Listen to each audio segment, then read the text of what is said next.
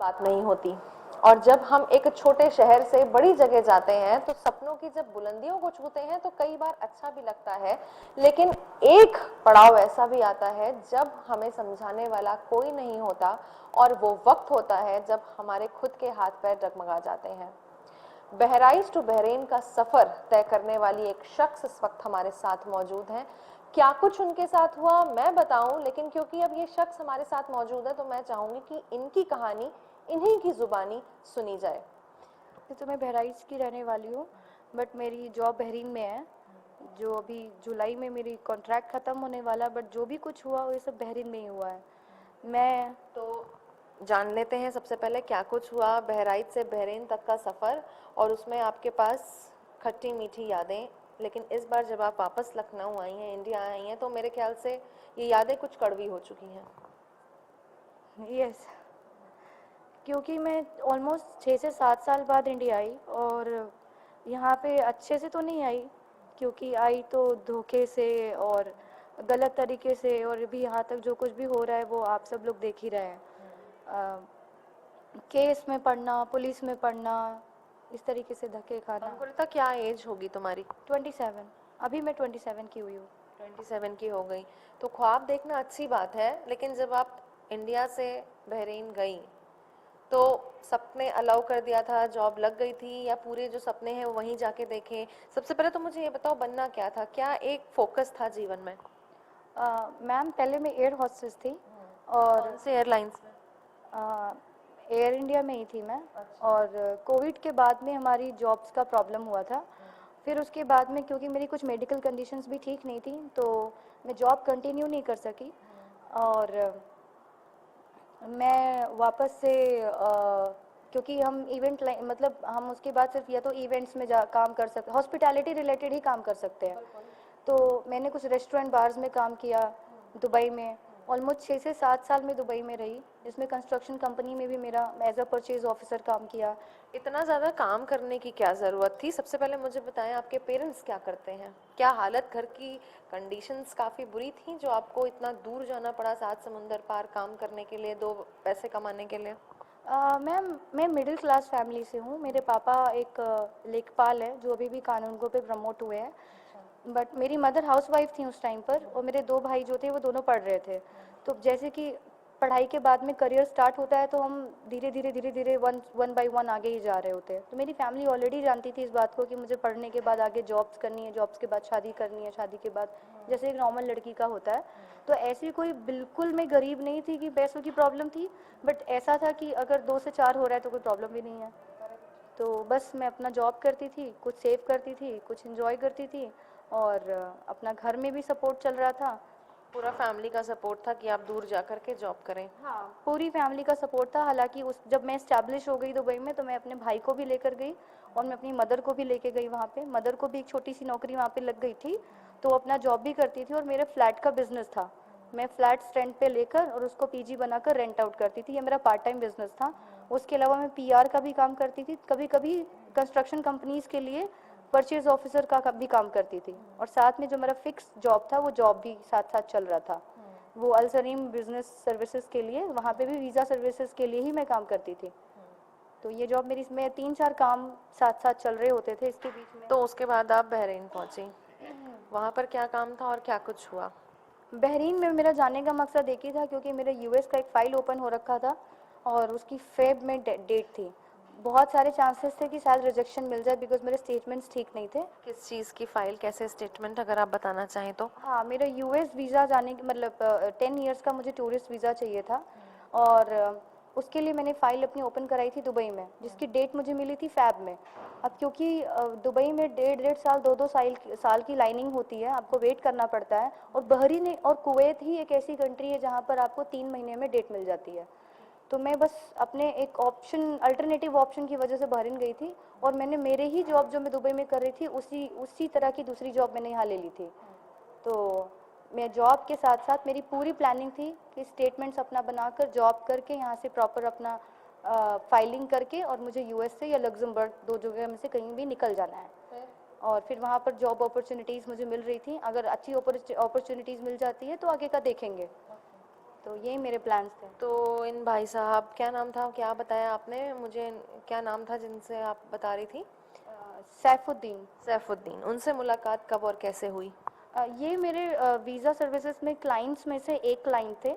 हम हमें अपने, क्योंकि हमारी मार्केटिंग की जॉब है ये, हमें वीज़ाज चाहिए, हम ऐसे बड़ी कंपनीज छोटी कंपनीज हम सबको टारगेट करते हैं, जिसमें इनके जैसे 100 लोग होते हैं और हम सबसे फैमिलियर होते हैं। हम क्योंकि बहरीन एक बहुत छोटी सी कंट्री है, वहाँ पे लिमिटेड क्लब्स हैं, आप जाएंगे ये ग्रुप पूरा मिल जाएगा आपको, ये ग्रुप हर जगह जाता है, हर जगह इनका पूरा एक ग्रुप है।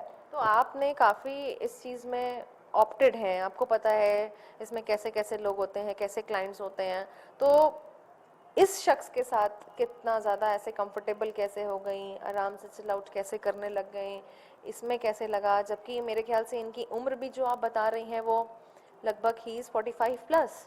हाँ, देखिए मैम, जब हमारे क्लाइंट्स होते हैं ना, तो जब हम थोड़े क्लोज हो जाते हैं क्योंकि हमें बिजनेस ज़्यादा मिल रहा है उनसे, तो कभी कभी अपनी फैमिली वाली बातें हम कर लेते हैं कि हमारा घर ऐसा अच्छा, आपका घर ऐसा अच्छा, आप ऐसे। तो ऐसे इन्होंने अपनी कुछ डिप्रेसिव स्टोरी मुझे बताई अपनी वाइफ के बारे में, दैट मेरी वाइफ किसी और को डेट करती थी और मेरी शादी ऐसे आपको उन्होंने अपने घर की परेशानियां कहानियां बता रखी थी कि उनकी wife is having extra marital affair and he was married. और उसके एक बच्चे को ऑटिज्म है, वो उसको वो डिसेबल है मेंटली, ऐसे करके। और उसकी जो करंट गर्लफ्रेंड है वो भी उसको चीट करके धोखा दे रही है, मोनिका नाम है जिसका, चंडीगढ़ की है। शी वाज अ शी तो मतलब वो मैरिड थे और उनकी वाइफ उन्हें चीट कर रही थी, लेकिन कहीं ना कहीं फिर इन महाशय की भी गर्लफ्रेंड थी, गर्लफ्रेंड थी, हाँ। तो मतलब कहीं ना कहीं he is also cheating his wife. या इनका चल रहा था ये, बट एक्चुअली बहुत। ये लव ट्रायंगल चल रहा था। हाँ। उसके बाद आपकी एंट्री होती है। हाँ, मेरी एंट्री वैसे होती है जैसे कि मैं वो दोस्त इनके लिए हूँ जो इनको समझाए बुझाए कि आप डिप्रेशन की पिल्स मत लो, इतनी दारू मत पियो, इतना मत करो, लाइफ है, सब ठीक हो जाएगा। इनको मैं समझाती थी ट्रैवल करो, ये करो, वो करो, दुनिया में बहुत चीज़ें पड़ी हैं, मेरी भी अपनी पास स्टोरीज हैं, मेरे भी ब्रेकअप्स हो रखे हैं, हम लोग दुखी होते हैं बट हम पकड़ के नहीं रखते, निकल जाते हैं उस चीज़ों से। तो उस चक्कर में ये कब मुझे लाइक करने लगे मुझे नहीं पता। इन्होंने मेरे मुंह पर कभी भी मुझे ऐसा नहीं बोला कि मतलब मैं तुम्हें प्यार करता हूँ, मैं तुम्हें पसंद, बट मेरी तारीफ बहुत करते थे कि तुम बहुत इंडिपेंडेंट हो, बहुत कॉन्फिडेंट हो, तुम एक साथ बहुत मल्टीटास्किंग हो, तुम वर्कोहॉलिक हो, तुम फैमिली भी मैनेज कर लेती हो, ऐसी ही तो वाइफ चाहिए थी। लेकिन मेरी वाइफ बहुत ऑर्थोडॉक्स है। मुझे, आई डोंट लाइक बुरखा people, he was like that कि मुझे वो बुरखे में रहने वाली, साड़ी में रहने वाली, सूट में रहने वाली लड़कियां नहीं पसंद है। मुझे बीवी चाहिए थी तो हमेशा से तुम्हारी जैसी चाहिए थी। तो मेरे ख्याल से आप उतनी ज़्यादा इंट्रोवर्ट है भी नहीं, है ना, जिस जिस हिसाब से मैं आपको समझ पा रही हूँ। नहीं, मैं इंट्रोवर्ट नहीं हूँ क्योंकि मेरा काम ऐसा है, मैं इंट्रोवर्ट रहूंगी तो मैं काम नहीं कर सकती। मुझे इंट्रोवर्ट, और उनको उम्मीद भी थी कि आपको उनको टिपिकल बुरखे वाली एक महिला चाहिए भी नहीं। हाँ, उनको ऐसा ही था कुछ सीन। हालांकि मुझे कुछ चीज़ें थोड़ी सी समझ में आई तो मैंने अपने इनडायरेक्ट वे में बोल दिया था कि I am dating someone, I am seeing someone. अब वो लगता है उनको तो आपने ये बोला कि I am seeing someone, I am dating someone, आपने ये नहीं बोला कि मैं ऑलरेडी कमिटेड हूँ तो यहाँ पर आपकी दाल नहीं गलने वाली। नहीं, हम लोग ऐसा नहीं समझते ना मैम, हमने बोल दिया हम आई एम सीइंग समवन। अब हमारी एज वाले सब समझ जाते हैं, या थोड़े अब बड़े भी हैं वो भी समझ जाते हैं। अब ये नहीं समझा तो इसमें मैं क्या करूँ? इसने मेरे पीछे डिटेक्टिव लगा देना, ये कर देना, वो कर। हालांकि जो पास्ट स्टोरीज उसकी फंसने के बाद मुझे पता चली कि ये सेम चीज़ ये वो लड़की की पे भी कर चुका है, उसके उसकी खुद की बहन को पैसे भेजकर डिटेक्टिविटी करना। अब वो चीज़ें मेरे साथ स्टार्ट हो गई क्योंकि he is the guy, he is psycho. जिस चीज़ पर इसका हक हो गया ना कि ये मुझे पसंद है, ये मेरी होनी चाहिए, वो किसी भी तरह से इसकी होनी चाहिए, by hook by money by crook, कैसे भी करके। नहीं तो सिंपल सी बात है, मतलब वो बर्बाद तुम बर्बाद। और वो उसका ऐसा है कि मतलब मैं एस्टैब्लिश्ड हूँ, तुम लड़की जाते हो, तुम बहुत जल्दी बर्बाद कर दूंगा, ये कर दूंगा, वो तो कर इस दूंगा। शख्स ने क्या मॉनेटरी टर्म्स में भी आपकी कुछ मदद की? नहीं, मेरी उस तरीके से कभी कोई मदद नहीं करी, जब तक मेरी जॉब थी तो कभी नहीं। जब ये फंसा के पटा के मुझे घर में बंद कर दिया था तो ये नहीं करता तो करता कौन? खाने का देता था। तो आप लोगों ने शादी की? मैंने कोई खुशी से शादी नहीं की इसके साथ में। नहीं नहीं, शादी की। शादी हुई हमारी, वो तो शादी के लिए आप रेडी हो गई? होना पड़ा। किस क्या वजह थी? देखिए, मैं प्रेग्नेंट थी और प्रेगनेंसी का वजह था द रेप, जो मैंने आपको बताया कि मतलब जैसे मैं ट्रैप हुई और उसके बाद में ही टुक माई न्यूड्स और ये सब चीज़ें, और उसके बाद में ये जो है उनको वायरल करने की धमकी, और फिर अचानक से साइको जैसा सॉफ्ट हो जाता, अचानक से वैसा बन जाता। मैंने इसको बोला भी कि ये सब करने की क्या ज़रूरत थी, आप अप्रोच करते, अप्रोच मी, आस्क मी। क्यों नहीं होता है आजकल के टाइम पे? 50 और 20 साल में भी होता है रिलेशनशिप, बट पूछो तो सही, let me like you.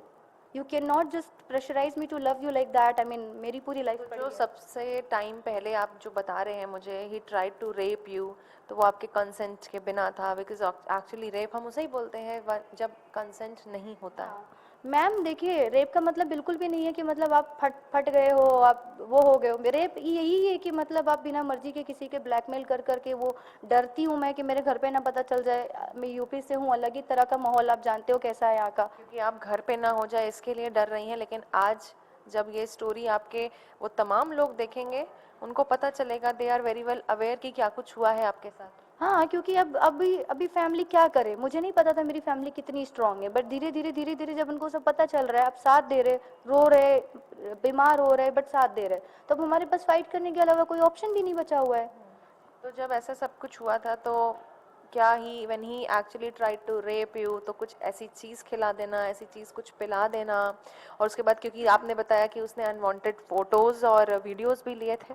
Ma'am वो है बड़ा आदमी और अयाशबाज, उसके हर बार में टिप देकर वेटर्स को रखता है। अब मैं किसी का नाम लूँ, मैं तो देखा नहीं किसने डाला क्या किया, लेकिन मैं एक बॉटल पीने वाली और उसको कुछ नहीं होता 7 साल से। तो आप ड्रिंक कर रही हैं पहले से? हाँ मैं 6-7 साल से ड्रिंक करती हूँ, अलग अलग तरह की वाइन, अलग अलग तरह की विस्कीज मैंने पी रखी हैं, कभी कुछ नहीं हुआ। इतनी इतनी कंट्रीज आ गई, कभी कुछ नहीं हुआ। उस दिन से 2 ड्रिंक में मैं ऐसी पागल कैसे हो गई कि मुझे सांस भी ऊपर नीचे हो रही है, मेरे बाल गीले हो रहे हैं, मुझे खुजली हो रही है, और परेशान होकर ऐसा लग रहा है कि बस जल्दी से कोई एसी ऑन कर दे, क्योंकि उस बार में हुक्के की वजह से बहुत धुआं हुआ भी था, मुझे जल्दी निकलना था उधर से, एंड मेरे पास उसकी हेल्प लेने के अलावा कोई ऑप्शन ही नहीं था। तो वो मुझे स्टडी कर चुका था ऑलरेडी, कि वो मेरे बारे में सब डिटेल निकलवा चुका था ऑलरेडी।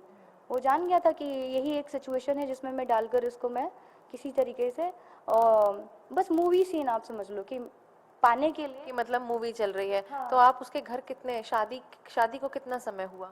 शादी को प्रेगनेंसी के रेप केस, प्रेगनेंसी, और क्या कहते हैं फिर ये सारी चीज़ों के बाद में ऑलमोस्ट जब 3 महीने का बच्चा था आई थिंक, तब शादी हुई है। 3 महीने के बच्चे के बाद शादी हुई, और कितने समय तक आप अपने सो कॉल्ड ससुराल में रहीं? कब ससुराल तो मैं रही ही नहीं, ये मुझे बहरीन छोड़कर और ये भाग गया। ये तो आया कहाँ चला गया? सऊदी, ये लौट कर नहीं आया, वापस चला गया वहाँ पे। तो और आप बहरीन तब थी अकेले? अकेले नहीं, मेरे साथ एक मेड लगा दी इसने। अब मैं तो निकल कर कहीं बाहर नहीं जा सकती थी, क्योंकि मैं बहरीन इतना नहीं जानती थी, और ऊपर से प्रेगनेंसी थी। बहरीन में तो आपने बताया ना कि आप वहाँ पर जॉब कर रही थी and he was your client, तो थोड़ा बहुत तो समझा होगा बहरीन को। हाँ आज 2 महीने में आप नहीं कोई नई कंट्री समझ सकते हो, एकदम नई कंट्री। अब मैं जिस एरिया में रह रही हूँ, नीचे उतरते ही सारे क्लब्स मिल जाते हैं, थोड़ी दूर जाओगे ग्रोसरीज मिल जाती, तो हम बहुत लिमिटेड हैं, हम बहुत दूर जाने की कोशिश नहीं करते, स्पेशली गर्मी में। बहरीन में फ्लैट ले रखा था आपने अपना खुद का? हाँ मेरा फ्लैट था। खुद का था या रेंट पे था? रेंट पे। और वो रेंट भी जब मेरी इसने जॉब छुड़ाई तो यही पे करता था, खुद अपनी मर्जी से। जॉब इन्होंने छुड़ाई आपकी और आपने इनके कहने पे अपनी जॉब छोड़ दी? जब जाने ही नहीं दोगे, 4 दिन कॉल आएगा, मेरा स्पॉन्सर चिल्लाएगा, तो ऑफ कोर्स जॉब छूट गई। तो ये क्या दोस्ती इतनी गहरी हो गई कि he started dominating you? Yes, he has nudes and videos and what else? मतलब मैं I don't have any choice, and he's saying like if I'm giving you everything, if I'm gonna pay you every month 2 lakhs, तो तुमको job क्यों करनी तो है? यानी कि 2 लाख रुपए वो पे कर रहे थे आपको एवरी मंथ, और ये कब से कर रहे थे? नहीं किया कुछ भी, मैं करूँगा बट किया कुछ भी नहीं। तो जब आपका जॉब छूटा तो वो सर्वाइवल कैसे हुआ इतने कुछ महीने? वो वो आपका रेंट भरते थे? रेंट भर देते थे, ग्रोसरीज के लिए थोड़े पैसे रखकर, जैसे 100 रियाल 200 रियाल रख दिया, उतने में आराम से ग्रोसरीज आ जाती हैं जो 15 दिन 20 दिन चलती हैं। तो अकेले उसी में रहती थी, एवरी डे आना इनका, मेरा कहीं इनके बगैर अकेले में कहीं नहीं जा सकती थी, सिंपल था। तो कहीं भी किसी पब्लिक प्लेस पर लेकर जाते हैं तो सब सीसीटीवी है आजकल, देख सकता है इंसान, जहाँ जाऊँ इनके साथ, वरना रूम में बंद, किसी से मिलना नहीं, किसी से बातचीत नहीं करना। ऑलमोस्ट बहुत टाइम से सोशल मीडिया पे मैं एक्टिव भी नहीं, क्योंकि इनको पसंद नहीं था मैं सोशल मीडिया पे स्टोरी डालूँ, वीडियो क्योंकि मैं डालूँ। अभी आपका इंस्टाग्राम भी देख रही थी, उसमें आपने कुछ कुछ अपने ऐसे दुख भरे वीडियोस पोस्ट किए थे, ताकि अगर आपके फ़ोन के साथ कुछ होता है तो लोग आप पर नज़र रखें और वो जान सके कि एक्चुअली आपके साथ क्या हो रहा है, व्हाट्स हैपनिंग। वो इंडिया आने के बाद मैंने सब डाला, सब रिकॉर्ड वहाँ बहरीन में करके रखा था। तो जब आप प्रेग्नेंट हो गई थी उसके बाद अबॉर्शन के लिए क्या कुछ हुआ? Did he try to abort the child? He tried, वहाँ पे उन्होंने कुछ अरेंजमेंट करी थी, बट वहाँ इलीगल है, तो बहुत सारे लोग हाथ भी डालने नहीं आए। अच्छा। हाँ कुछ आ रहे थे समझाने बुझाने के लिए, बट कुछ पीछे हट जा रहे थे, तो वहाँ इनकी दाल नहीं गली, और मैं अपना कंसर्न देने से मना कर चुकी थी, तो कोई ऑप्शन ही नहीं बचा था, इसीलिए तो ये भाग गए थे सऊदी, और इसीलिए तो मुझे पुलिस के सामने खड़ा होना पड़ा। तो फिर सारे फोरेंसिक हुए, रेप केस वहाँ ऐसा नहीं है कि कोई गया और लगा दिया, वो पूरा चेक करते हैं, फोरेंसिक करते हैं, इन्वेस्टिगेशन करते हैं, if they got some proof उसके बाद ही वो रेप केस होता है। तो आपके साथ तो एक्चुअली हुआ था और आपके पास प्रूफ्स भी होंगे। हाँ, मैं सब कुछ चेक हुआ, सीसीटीवी चेक हुआ, उनका गाड़ी नंबर चेक हुआ, कैसे कैसे लेके जाते थे, कैसे कैसे लेकर आते थे, सब कुछ चेक हुआ, उनके सीमन स्पॉट्स, उसके अलावा मेरे ब्लड स्पॉट्स, मेरे गंदे कपड़े, बेड, जैसे कि अभी होटल रूम में है एवरीडे चेंज होता है, बट हमारे रूम में नहीं चेंज, क्योंकि ये किसी हाउसकीपिंग को भी नहीं जाने देता था अंदर, तो अंदर क्या हो रहा है किसी को नहीं पता। तो ऐसा ही हुआ, फिर उसके बाद रेप तो वहाँ पर आपने कंप्लेन करने का सोचा था? कर दिया मैंने जाकर। फिर उसके बाद क्या हुआ, क्या कार्रवाई हुई? वो 4 घंटे में अरेस्ट हुआ, 4 घंटे में इमिग्रेशन से अपनी गर्लफ्रेंड के मोनिका के साथ अरेस्ट हो गया। अच्छा, तब जब अरेस्ट हुआ तब भी किसी और के साथ हुआ? तभी मतलब आप ये समझ नहीं पाई कि आपके साथ साथ वो किधर और डेटिंग चल रही है? वो बाहर जाकर क्या कर रहे हैं एक रूम में, मुझे कैसे पता चलेगा? बस कॉल मुझे करना, मैं उसको कॉल भी नहीं करती थी कि आ रहे हो कि नहीं आ रहे हो, कि अपने मन से आता था वो। हाँ, बस यही कि तुम खाना बना कर रखो, मैं आ रहा हूँ। तो अभी अरेस्टेड है वो वहीं पर? नहीं मैम, वो छूट गया, क्योंकि बहरीन के लॉ के हिसाब से क्या है ना, कि अगर इसने सब फ्रंट में जाकर बोल दिया कि मैं बच्चे का बाप बनने को और उसको नाम देने को और वाइफ को पूरी ज़िंदगी इसको वाइफ बनाकर खुश रखने को तैयार हूँ, तो वैसे भी आगे चल के फिर ऐसा होएगा कि अगर मैंने मना कर दिया तो फिर सिंगल आप मैं प्रेग्नेंट नहीं रह सकती वहाँ पे। केस लंबा चल गया, 9 मंथ हो गए, बच्चा का टाइम हो गया, तो बिना बाप के नाम के आप बच्चा पैदा नहीं कर सकते उधर। तो आपने अबॉर्शन करवाया? नहीं, मैंने नहीं करवाया फिर भी। तो और इसके जेल में जब था तो मुझे धमकियों की कॉल आई, मियां नबील, जफर सुपारी नाम की मुझे 2 कॉल्स आई, 2-3 कॉल्स। ये सब बहुत बड़े गुंडे हैं और ये सब इंटरनेशनल डॉन के गुंडे हैं, तो इनको सभी लोग जानते हैं, इनके इनको कोई ना टच करता है ना इनको कोई मुंह लगाता है उधर। मियां नबील जेल से मुझे कॉल किया और वो नंबर भी मेरे पास है कि अभी तो देखो सिस्टर, सीधे सीधे मान जाओ, कुछ ले देकर काम चला लो, केस वापस ले लो, और नहीं अगर यही चाहिए तो देखो आए दिन कुछ ना कुछ तो हो ही जाता है। कितना दिन एक्यूज किया गया है प्रॉपर आपको? हाँ, कि मतलब और मेरा ये कि तुम प्रयागपुर एक चित्ते छोटे से जगह की तो हो, पापा बेचारे तुम्हारे इतनी दूर जॉब करने जाते हैं, भाई बेचारा अकेला होता है, काम तो कुछ करता नहीं है। मतलब मुझे वो मेरे एड्रेस को एड्रेस कर करके वो इनडायरेक्ट वे में मुझे बहुत धमकियां मिली उधर से, और दोनों उसी एक ही सेम जेल में थे, मियां नबील भी और सैफुद्दीन भी।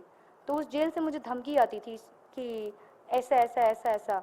और उसके बाद में फिर इसका भाई आसिफुद्दीन मुझे दुबई से धमकियां दिलवा रहा था कि देखो केस रिटर्न ले लो, चुपचाप बीवी बनकर रह जाओ, अच्छा रहेगा तुम्हारे लिए, नहीं तो तुमको फूटी कौड़ी तो मिलने नहीं वाली है, और ये केस करके भी एक दिन तुम इसको बाहर निकाल लेंगे तो तुम रह जाओगी ऐसी की ऐसी, और न फिर क्या बच्चा फिर क्या तुम। तो उस टाइम मुझे कुछ समझ नहीं आया, क्योंकि बहुत सारे लोग होते हैं ऐसे टाइम पर हाथ पीछे कर लेते हैं, कोई नहीं आता काम, तो मुझे वापस ही लेना पड़ा। और उसके बाद से वही केस वापस लिया आपने? लेना पड़ा, क्योंकि इसने कम वहाँ पर स्टेटमेंट दे दिया, तो अब मुझे केस रिटर्न लेना पड़ा, मुझे एग्री करना पड़ा कि ठीक है अगर ये मुझे लाइफ देने को तैयार है तो मैं केस वापस ले। आप इतने सारे ट्रॉमा से जूझ रही थी, तब आपने अपनी फैमिली को अप्रोच किया था? वहाँ पर फैमिली आई आपकी?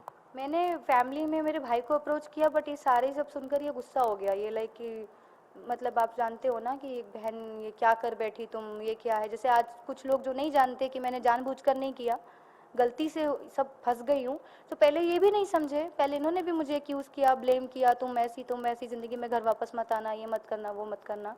बट धीरे धीरे कर कर वन बाई करके अब इनको कुछ नहीं समझ आया, तो एग्री होना पड़ा।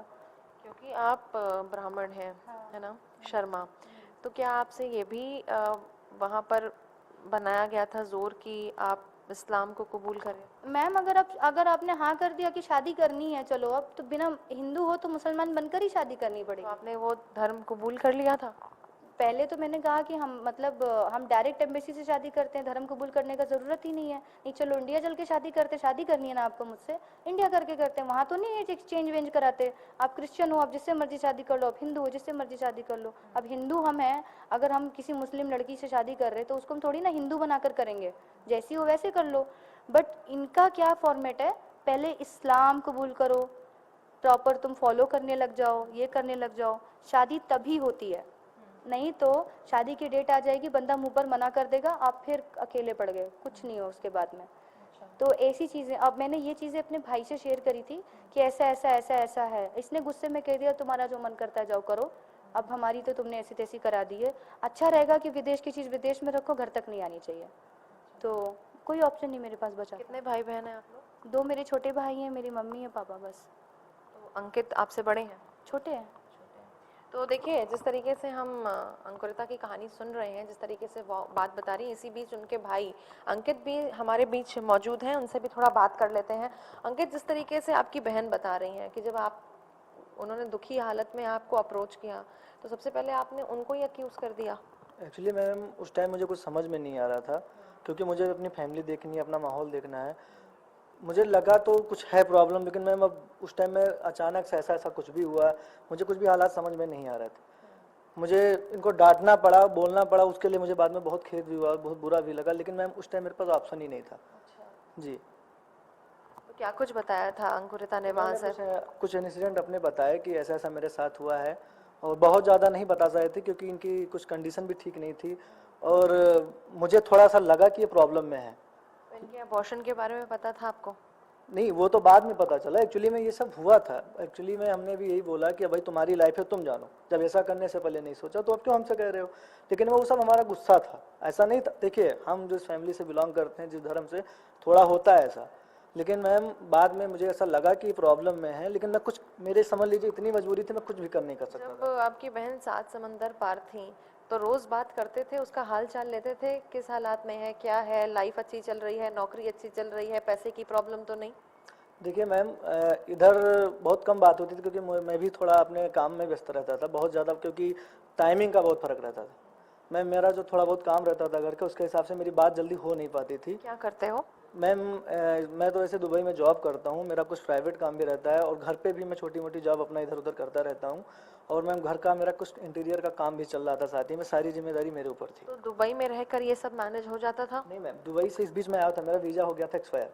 तो इसके लिए मैं आया भी था, तो मैं साथ साथ सोचा कि 2-3 काम अपना ये भी है, कंप्लीट कर लूँगा। मेरा जाने का भी प्लान था, तब तक ये सब बहुत चीज़ें होने लगी, तो मेरा माइंड जो है मैम सही नहीं था, और कुछ प्रॉब्लम मेरी अपनी भी थी घर की और अपना लाइफ का। तो थोड़ा मतलब मुझे समझ नहीं आ रहा था मैं क्या करूँ। और ऐसे में ये सब माहौल जब क्रिएट हुआ तो कुछ समझ ही नहीं आ रहा था मुझे, ना किसी का समझ में आया, मैं कैसे किसको बोलूँ, क्या बताऊँ। वो तो आप भी समझ सकती हैं कि यहाँ पे एक लड़के के लिए ऐसा कितना बड़ा बात होता है। अब आप समझ सकते हैं, अगर लड़के के लिए इतने बड़े बात हो सकता है, तो जो आपकी बहन झेल रही है उनके लिए कितनी बड़ी बात हो सकती है? यही बात मैंने सोचा कि एक लड़का होकर मैं जब इस तरह हूँ, तो वो तो बहुत ज़्यादा बड़ी प्रॉब्लम है। फिर ऐसे ही कुछ टाइम बीता, फिर इनका अचानक एक बार मैसेज कॉल आया, जब इनको अपनी मतलब मम्मी से मुझे सब कुछ बताना पड़ा ये सब चीज़ को लेके। अच्छा, जब इन्होंने आपसे शेयर किया था तब आपने घर पे अभी नहीं किया था? हाँ, लेकिन मैम मुझे सबसे पहले फर्स्ट प्रायोरिटी लगी कि किसी तरह पहले ये वहाँ से इंडिया आ जाए। अब वो मुझे नहीं समझ में आ रहा था, क्योंकि मैम देखिए, जहाँ मेरा कुछ कर नहीं सकता, जिस देश में मैं भी जा नहीं सकता, वहाँ से मेरा कुछ। और सबसे बड़ी बात, जब मुझे खतरे का एहसास हुआ तो मुझे सबसे पहले लगा कि मुझे सामने नहीं आना चाहिए, ना मैं वीकनेस बन सकता हूँ इनका। क्योंकि मैम जो बंदा सब कुछ पता लगा सकता है, जो भी इनके ऊपर हाइपर हो सकता है, इतनी पढ़ी लिखी और इतने साल से बाहर है, जब इनको ऐसा बन सकता है, तो मैं कह रहा हूँ मैं इनका वीकनेस नहीं बनना चाहता था मैम। मुझे बस लगा कि थोड़ा प्रे करता था भगवान से कि किसी तरह ये बाहर आ जाए उस चीज़ों से, कुछ भी करके। फाइनली जब ये मुंबई आने वाली हुई, और इस चीज़ को लेके मैंने एक बार इनसे पूछा भी, तो अब उतना, क्योंकि मुझे भी डाउट हुआ कि भाई मेरे पूछना सही नहीं है, क्या पता कौन मेरी बातें सुन रहा है, मेरी हमारी इनकी, तो हम लोग बहुत बात नहीं कर पाते थे। जब मुंबई आई, इनके साथ इंसिडेंट हुआ, तब इनके ही एक दोस्त चिराग भैया थे, उन्होंने इनकी बहुत मदद की उस टाइम में। नहीं सॉरी, चिराग नहीं, एक कोई और था जिनकी, लोकेश ठाकुर ने मदद की। कुछ ऐसा कुछ मामला हुआ मैम, और सारी बातें तो उस टाइम मुझे पता भी नहीं थी। मेरा सिर्फ पहला यही था कि किसी तरह ये पहले सेफ हो जाए, क्योंकि मैम अब जो भी इनके साथ मुंबई में हुआ वो तो आपको भी इन्होंने बताया वही चीज़ हमको, लेकिन अब यही है मैम, क्योंकि मुझे डर तो था ही। मैम इतना बड़ा आदमी है, मैं अगर डायरेक्ट सामने आऊँगा तो इनके लिए खतरा है। अंकुरिता, जिस तरीके से बता रहे हैं, मुंबई में ही पूरा जो अबॉर्शन का प्रोसेस था वो हुआ, और आपके हिसाब से जो ये डॉक्टर्स थे वो भी उनसे मिले हुए थे? डॉक्टर्स भी मिले हुए थे, हालांकि अब मैं ये भी नहीं जानती हूँ कि मेरा दोस्त मेरा ही था या मेरा दोस्त उधर से था, वो तो वही बता सकता है। क्योंकि देखिए, लोकेश से बाद में बात हुई ये सब होने के बाद? हाँ, लोकेश ने मुझे बोला तेरे पति का मेरे पास मैसेजेस पड़ा हुआ है, उसने ही बोल दिया था कि चलो ठीक है, अब अगर बच्चा पेट में नहीं रहा तो अबॉर्ट करा दो। तो मैंने उसको बोला भी था कि अबॉर्शन हो मिसकैरेज हुआ है था ये? मिसकैरेज नहीं हुआ था, आई एम 100% श्योर, क्योंकि मैं एक बहुत हेल्दी प्रेगनेंसी कंसीव कर चुकी थी। 5th मंथ का बेबी था, 250 ग्राम्स का था। उसके अलावा उसका हार्ट बीट भी बिल्कुल सही था, नॉर्मल। अल्ट्रासाउंड्स के लिए सब जाते थे तो डॉक्टर्स क्या कहते थे? जब मैंने सऊदी में, दुबई में, सॉरी सऊदी में किम्स हॉस्पिटल बहरीन में कराया, बिल्कुल नॉर्मल, मेरी सितंबर में डिलीवरी डेट थी, लेकिन इनके पास आई तो इन्होंने तो मेरा कोई अल्ट्रासाउंड किया ही नहीं। मुझे एक टंग पे गोली रखने के लिए दी कि टंग के नीचे रख लो, यू विल बी रिलैक्स्ड, आप जेटलैग हो गए हो, प्रेग्नेंट हालत में 5 महीने में आप दमाम से इधर आ रहे हो, थोड़ा रिलैक्स पहले करो, मैम अभी आ रही हैं आपको चेक करने के लिए।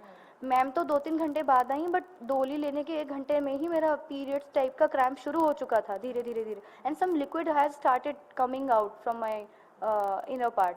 तो वो आई अचानक से, जब मैंने बोला मुझे दर्द हो रहा है, पता नहीं क्यों मेरी बॉडी सही नहीं फील कर रही है, बैक में सब, वो पीरियड वाले, उतना ज़्यादा नहीं था लेकिन पीरियड वाला क्रैम्प शुरू हो गया था मुझे। तब तक वो मैडम आ रही है और बिल्कुल दूर बैठी चेयर पे, सब बगल में, मुझे छूने भी नहीं आ रही है, कह रही है अंकुरिता ये ऐसा ऐसा, तो आप यहाँ पर मतलब आए हो, आपको किसने सजेस्ट किया, ये वो मैंने बताया सब कुछ कि राम बिजलानी सर है, उन्होंने आपके लिए सजेस्ट किया था। और लोकेश और सैफुद्दीन के बीच में सारी कॉल्स और अरेंजमेंट हुई थी कि ये एयरपोर्ट जा रही है भाई, तुम पिक कर लेना। लोकेश दोस्त मेरा ही था, तो मैंने अपने दोस्त से हेल्प मांगी थी कि मुझे पिक कर लेना, मैं कहाँ टैक्सी ढूंढूंगी, कैसे करूँगी, मुझे नहीं पता, 6-7 साल बाद आ रही हूँ। अब मैंने तो शेयर कर दिया हस्बैंड का नंबर उसके साथ में, और उसका आपस में बातचीत चल रहा था, क्या चल रहा था, क्या प्रोग्राम बना मुझे नहीं पता, बट उस टाइम जब दर्द शुरू हुआ, दर्द शुरू होने के 2 घंटे के बाद में श्रुति मैम आती हैं, और श्रुति मैम मुझे दूर से ही देखती हैं, फिर एकदम पास आकर ऐसे कुछ बाहर ये लोग डिस्कशन करने जाते हैं, वापस आते हैं, कुछ पेपर्स लेकर आते हैं, और उसके बाद में कहते हैं कि आपका एडमिशन करना पड़ेगा, हमें अभी नीड टू चेक यू, और ब्लड टेस्ट लेकर जाते हैं। तो मैंने कहा मैम मुझे क्रैम्प आ रहे हैं बहुत ज़्यादा, कह रहे इट हैपेंस, प्रेगनेंसी में नॉर्मल है, होता रहता है, सहना पड़ेगा, फर्स्ट प्रेगनेंसी है। मैंने कहा हाँ फर्स्ट है, नहीं सहना पड़ेगा, कूल। फिर ऐसे बोलकर आ रही हैं वापस, फिर वो अचानक से आती हैं, ग्लव्स, मैंने कहा मैम मुझे बहुत ज़्यादा स्टार्ट हो चुका है, कुछ something is coming out because my panty was getting wait. तो आई और फिर वो फिंगर करके चेक कर रही हैं, फिर उसके बाद कह रही है ओह शिट, उसके बाद मुझे कह रही है Ankurita I am so sorry your baby couldn't survive. अच्छा। हाँ, एंड मेरा दिमाग घूम गया, क्योंकि मैम मैं एग्रेसिव हूँ, मेरा दिमाग घुमा, हाउ कम, कैसे, किस तरीके से। लेकिन तब तक लोकेश आके मेरे को चुप कराने लगे, मैंने बहुत झगड़ा किया उधर उस टाइम उसी हालत में। लेकिन फिर उसके बाद में कह रही है मैम आप कहीं भी अदर जगह जा सकती हो, लेकिन अभी इस हालत में I am helping you, otherwise no doctor will help you. Baby is no more उन्होंने डिक्लेयर कर दिया। हाँ, कोई सोनियोग्राफी नहीं, आँख से ही झाँक कर बता दिया कि baby is no more, sonography नहीं कुछ हुई। सोनियोग्राफी नहीं है। अगर मैं छुपा रही हूँ पेपर्स तो वो दिखा दें कि कोई मेरी सोनियोग्राफी उस टाइम पर 9th को हुई है या 10th को हुई है, डिस्चार्ज के बाद तक तो की नहीं। यहाँ तक कि उन्होंने बोला कि आपका कुछ मेडिकल प्रेगनेंसी टर्मिनेशन हम करेंगे, जो नॉर्मल डिलीवरी होगी, मरा हुआ बच्चा नॉर्मल डिलीवर कराएंगे, जिसमें किसी ने मुझे हाथ भी नहीं लगाया। पूरा 12 घंटा, शाम को 8 बजे से लेकर सुबह के 8:15 तक के चीखती चिल्लाती, उसी बीच इसकी कॉल आई थी जो मैं चीख रही थी, चिल्ला रही थी, रो रही थी। भाई तब थे वहाँ पर? नहीं, कॉल पे। आपके फैमिली में कोई था कोई वहाँ नहीं पे? था, उसकी फैमिली से कोई था? कोई नहीं था। यू आर अलोन देयर हाँ विद योर फ्रेंड्स? हाँ, तमाम लोग रूम में भरे पड़े हुए थे, सबके सामने डिलीवरी हो रही थी। लोकेश और उसके काफ़ी सारे दोस्त बीच बीच में पर्दा तक हटा दे रहे थे, कोई मुझे ओटी नहीं लेकर गए, किसी लेबर रूम में नहीं लेकर गए, उसी शीट को चेंज कर उसी को, क्योंकि डिलीवरी के टाइम पर सूसू पोटी भी हो जाता है दर्द से, तो उस टाइम पर वैसे 15-15 मिनट 20-20 मिनट तक कोई दाई नहीं आती थी। फुटेज है ना, सब निकलेगा कितनी देर में कौन आया। और उस बीच जब से मेरा डिलीवरी का पेन स्टार्ट हुआ, लेबर पेन से स्टार्ट होने से लेकर सुबह तक डॉक्टर ही नहीं आई, किसी डॉक्टर के सुपरविजन में नहीं हुआ है ना, वहाँ पर कोई भी आपको हाइजीनिक प्रोडक्ट्स मिलेंगे, ना कोई आपको वहाँ पर ग्लव्स मिलेगा, ना ही आपको कोई वहाँ पर डिस्पोजेबल शीट मिलेगी, डिस्पोजेबल बेडशीट, कुछ भी नहीं, उसी हालत में उसी पे। तो अब ये बताइए मुझे, फिलहाल वो अब जेल से छूट चुका है, आप यहाँ इंडिया आ चुकी हैं, लखनऊ में आपकी इस वक्त मौजूदगी है, अब आप क्या चाह रही हैं?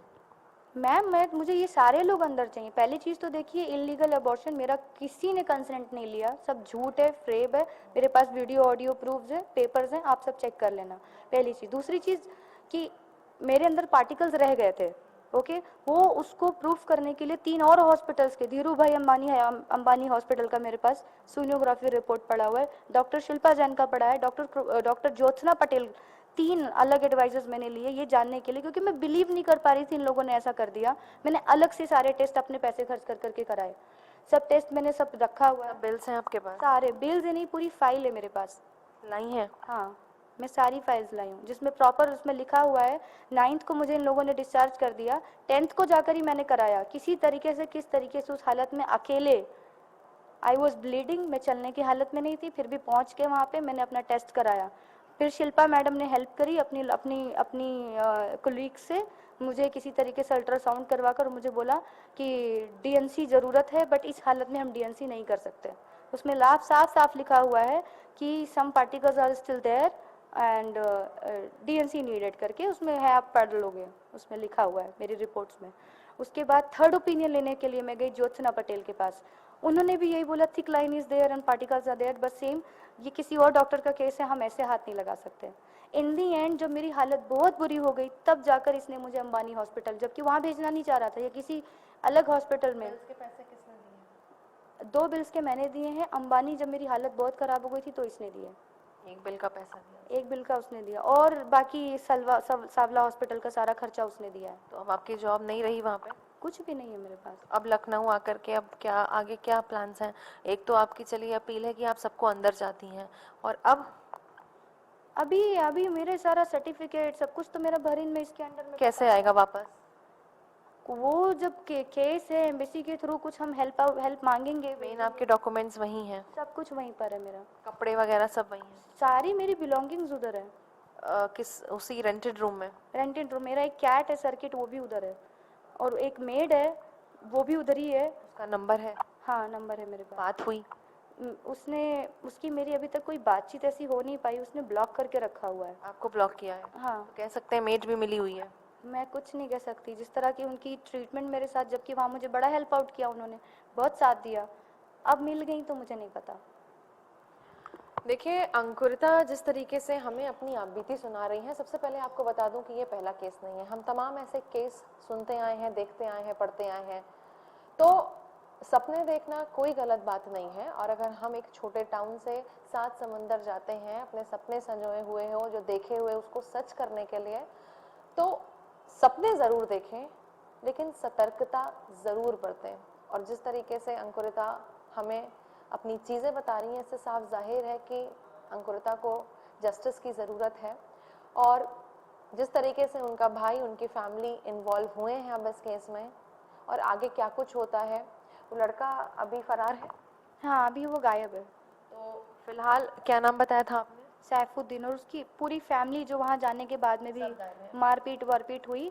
अब मुझे आपको मारा उन्होंने? हाँ रूम में बंद किया, कैद भी किया पहले। सैफुद्दीन की फैमिली ने? हाँ पहले मैं गई थी हेल्प मांगने के लिए मेडिकल, मुझे पहले तो भगाने के लिए इन्होंने बहुत कुछ किया, जब मैं नहीं भागी वहाँ से तब इन्होंने पुलिस और कुछ कांग्रेस का एक नेता भी बुलाया। क्या नाम था कांग्रेस के नेता का? वो नाम नहीं जानती, बट वो मुझे किसी ने बताया कि ये वीडियो मैंने देखी, मैं ये जानता हूँ, एक बंदा उसमें से कांग्रेस का नेता है, एक उसका बड़ा भाई फ़हीम है, एक उसकी बहन है, एक कांस्टेबल है वो उसके घर का हिस्सा नहीं है, वो औरत कांस्टेबल थी, और एक 3 स्टार पुलिस वाले भी आए थे वहाँ पर। वो जब वीडियो बनाने लगी तो बहरीन की पुलिस? नहीं, कर्नाटक बीदर। अच्छा, इंडिया में कर्नाटक बीदर की पुलिस। और उसमें जो है, जब ये लोग जान गए कि लीगली हम इसको बाहर नहीं कर सकते, ये बीवी है, तो एंड में वो रूम बंद कर दिया तीनों तरफ से। मैंने उनको बोला मुझे चेंज करा दो, मुझे एटलीस्ट वॉशरूम। जब आपने इस्लाम धर्म को कबूल कर लिया था तो तलाक होने के लिए क्या फुल प्रोसेस से तलाक हुआ आप लोगों का? नहीं। तो अभी भी यानी कि वो आपके शौहर हैं? हाँ, पति हैं? हाँ अभी भी वो मेरे पति हैं, क्योंकि अभी 3 तलाक में एक अगर हुआ है तो 3 महीने का अभी भी टाइम है। इसने 22 अप्रैल को किया है, और जो भी फ्रॉड किया, क्योंकि लगभग कितने समय आप दोनों साथ रहे? हम तो साथ रहे ही नहीं, हम तो शायद मुझे लगता है कि एक ट्रैप करके और ब्लैकमेल करके जो 2 महीना 3 महीना, और उसके बाद में शादी करने के बाद में तो मैं महीने अकेले ही थी, और जब कंडीशन ख़राब होकर सऊदी गई थी तो शायद से 25 दिन बस। तो देखिए एक नया केस ट्रैपिंग का फिर से हमारे सामने आ गया है, जिसमें हमारे साथ विक्टिम मौजूद है और उन्होंने अपनी पूरी आपबीती सुनाई है। अब जाहिर है ये कहानी में कितनी कुछ चीज़ें समझ में आती हैं, शनाख्त में क्या कुछ नया निकल के आता है, ये तो फिलहाल आने वाला वक्त बताएगा। लेकिन अंकुरिता आप फिलहाल यही चाहती हैं सैफुद्दीन और उनकी फैमिली सलाखों के पीछे हो। लखनऊ से वीडियो जर्नलिस्ट अरशद के साथ मैं निकिता सलीम, इंडिया न्यूज़ के लिए।